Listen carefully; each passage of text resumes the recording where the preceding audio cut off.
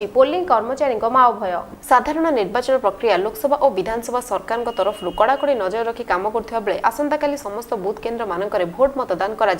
नुआपड़ा जिला Sinapali block घाटमाल booth केन्द्र number 227 और जोगबटा बुथ केन्द्र नंबर 228 रे पोलिंग कार्य करा जायछि एवं एही केन्द्र जेहेतु जंगल पहाड़ घेर भितर रहिछि एवं माओवादी भयर केन्द्र को न जिबा पई बोडेन ब्लॉक आश्रय स्थान रे रही दाबी जणाइछन्ति। घाटमालर पोलिंग अधिकारी चंद्रशेखर भोई और जोगबटार पोलिंग अधिकारी महेश छत्रिया कहछन्ति जे आमे आसी एठी पड़ी रहिछु किंतु आम पई कोनोसी व्यवस्था नाही। एहारी उपरे बोडेन वीडियो पूर्णचंद्र भोई को पचारिबारु से कहिथिले जे बोडेन ब्लॉक रो 8टी बुथ माओवादी इलाका रे रखा जायछि एवं सुविधा असुविधा रे पुलिस रो नजर रहिबो बोली से कहछन्ति। आउ ए अंचलटा प्रकृति में माओ प्रवण अंचल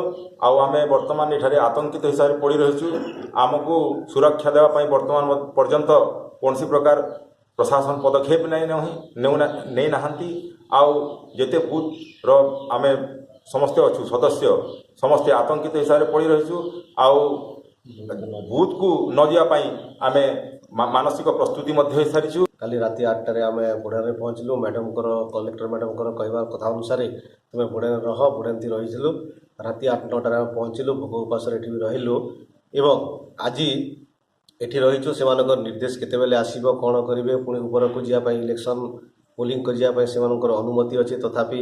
आमर पोलिंग पर्सन समस्ते मना करुछंती। नुआपड़ारू चंद्र कुमार दीप को रिपोर्ट।